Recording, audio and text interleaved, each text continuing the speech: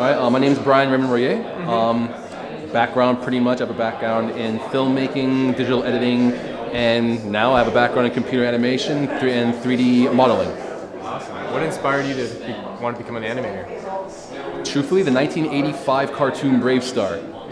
My mom and I used to watch that show together, and she showed me specifically how to draw the character. Oh, really? So she showed me how, the head's an oval, and the body could be a box and stuff like that. She's not an artist, but she knew what she was talking about. Okay. So from that point on, I just kept on drawing and drawing and drawing, and it just became, I know a lot of artists would say drawing is their obsession. I'm not going to say that, I'll just say drawing was my life. Yeah. And in terms of just doing 2D animation, I always just liked making stick figures move in that respect, and it just kind of broadened from that point. I just want to keep making figures move and whatnot. Awesome. How old were you when you first saw a cartoon? I think I was like 5. Yeah. I'm one of the older students here. I'm not gonna lie about that. And why did you choose to come to Max the Mutt? Proximity. In all honesty, I went to the University of Windsor, where I graduated there with a degree in visual arts and communication studies. And from that point, I was focusing directly on filmmaking and digital editing more so. And I remember one day specifically, while coming home from school every now and then, I would see a commercial for Max the Mutt, and I kind of liked what they had to offer. So I came down and I had a workshop with Ty Templeton for their comic book design. And originally I was going to do comic book design because Ty Templeton, the dude worked on Batman the Animated Series comics. I want to work with him. And then I came here and he left. So it was like, great, well, okay, I'll still come here. And in all honesty, it was the instructors that kept me coming here and kept me staying here. I've had nothing but really good examples with every single instructor that I've had. They're all very, very strong. They know exactly what they're talking about. But more than that, they don't just give you the instruction and give you the knowledge that they have to show you.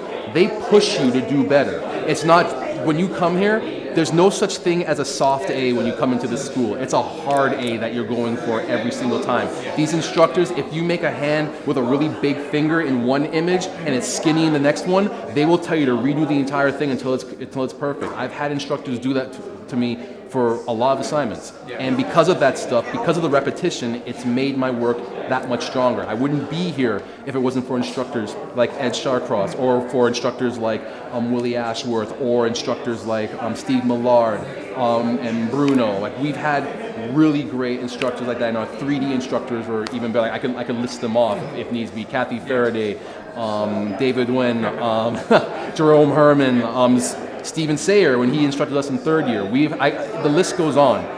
It's the instructors that kept me coming here. And if I can add something else onto that, it's the friendships and it's the students, because you're not just learning from the instructors. You're learning from every single person who is here, who is in your group. Like, I found myself just latching on to people because they taught me so much that I would ever even dare to dream. So it's the instructors and the students that kept me coming here in that respect. And the fact that I live in Brampton and it's in Toronto. Nice 45-minute drive, that's perfect. What surprised you the most? Surprised me? Yeah. In all honesty, nothing really surprised me. Well, okay, realizing that I had the opportunity to do 3D animation, because by the time I came here, me and my group, the 3D animation program, it was in existence, but they weren't really sure what they were doing with it. So the biggest surprise was for me to actually finally be able to do something that I wanted to do since I was like 15, and watching shows like Reboot and stuff, and saying, I want to make people move like that, and I want to design people like that. So now I actually had the opportunity to do that with the 3D program. And where to next? What's the plan?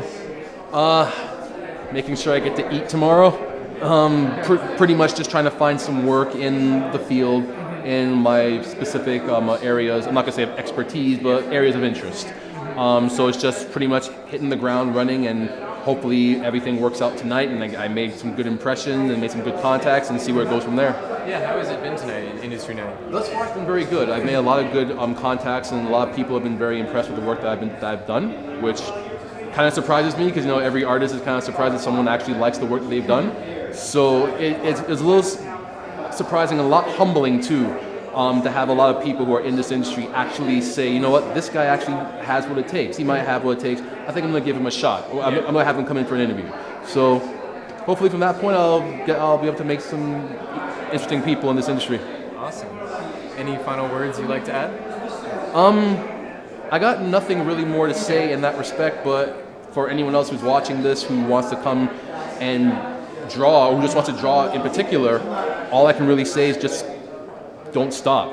When you're finished school, don't stop drawing. Just keep at it, because your instruction's not going to end once school is done. You're going to always keep learning, always keep growing. And do you have a website or a blog that people can view your work at? Yes, you can view my site at www.brianray.weebly.com. And you can see a whole bunch of my artwork on there. You can see a bunch of my animations and videos and everything like that. If you would like to learn more about Max the Mutt or want to pursue a career in animation, concept art, or sequential art, click on the link that the arrows are pointed to in the box below, or go to www.maxthemutt.com. If you would like to watch the full student interviews, click on the video thumbnails below.